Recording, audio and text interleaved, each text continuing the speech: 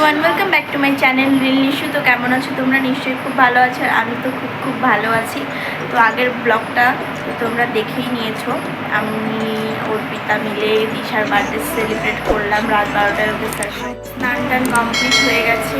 আমরা তো কালকে সারা রাত ঘুমোইনি, মানে তিনজনের কেউ কাল থেকে এখন পর্যন্ত চোখের পাতা এক করিনি। তাই সকাল সকাল স্নান করে নিলাম, দিশাও পুজো করে নিয়েছে, আর ম্যাগি খেয়ে নিলাম এখন। আর অর্পিতা যে ডায়েরিটা লিখেছে ওটা এখন একটু পড়বো, ও পড়বে, আমি শুনবো, কারণ আমিও তো জানি না ও কী লিখেছে। চলো ডায়েরিটা পড়ে নিই, তারপরে দেখা। তো গাইজ এই দেখো, এখানে এখন ঠাম্মা আটা মাখছে লুচি করবে জন্য, আর আমাদের ডেকোরেশনও কিন্তু কমপ্লিট।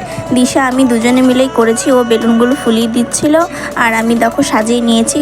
খুব সিম্পলভাবেই করেছি, বেশি ভালো লাগে না। আর এই দেখো, এটা হচ্ছে ওর বার্থডের কেক। কেকটা কিন্তু খুবই খেতেও ভালো ছিল, আর দেখতেও তো খুব সুন্দর।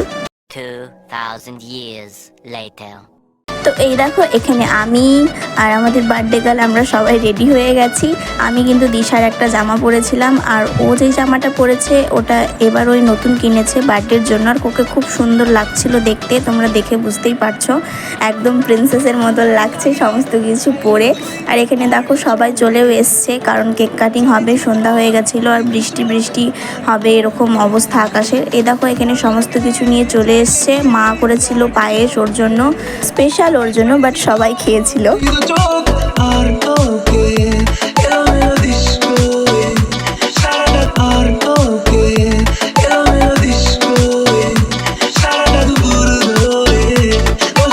তো দেখতেই পাচ্ছ, এখানে এখন সেলিব্রেশন হচ্ছে, ও কেক কাটিং করছে। আমরা সবাই ওকে বলছিলাম হ্যাপি বার্থডে টু ইউ, সবাই মিলে একসাথে, বেশ ভালো লাগছিল। তো প্রথমে ও মাকে খাইয়ে দিল, তারপরে হচ্ছে আমাকে খাইয়ে দিল, আর আরও যারা যারা এসেছিল ওদের ওখানকার, আমি তো সবাইকে চিনি না, আমি বলতেও পারবো না কে হয়। তো সবাইকে কেক খাইয়ে দিল, তারপরে দেখো আমি ওকে খাইয়ে দিচ্ছি।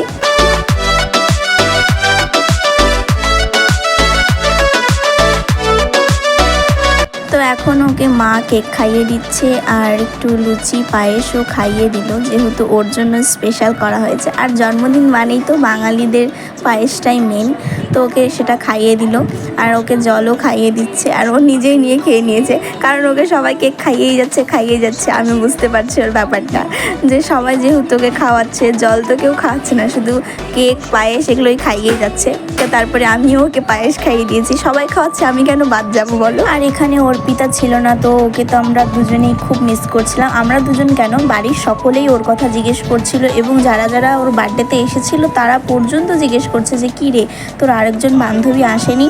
তো আমাদের একটু মনটা খারাপ ছিল, বাট কি করব, ওর কলেজের জন্য ও আসতে পারেনি। যাই হোক, তো ওকে খুব মিস করছিলাম। আর এখন ও সবাইকে খাইয়ে দিচ্ছে, এতক্ষণ আমরা সবাই ওকে খাওয়াচ্ছিলাম, এবার ওর পালা, ও সবাইকে খাইয়ে দিচ্ছে। তো আর বেশি বকবক করবো না, তোমরা সেলিব্রেশনটা দেখতে থাকো, সবাই ওকে গিফট দিচ্ছে।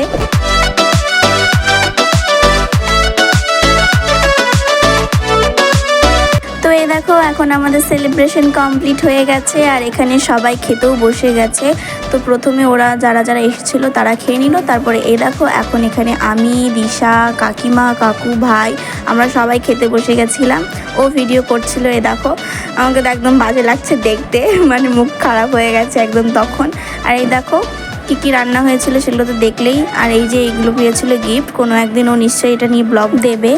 আর তখন আমি বলেছিলাম যে আমরা এখন ডায়েরি পড়বো, কিন্তু ডায়েরিটা সেই দিন আর পড়া হয়নি, পড়েছিলাম তার পরের দিন সকালে উঠেই। আমি আগে ওকে বলছি তাড়াতাড়ি পড়, কারণ আমি বাড়ি চলে যাব।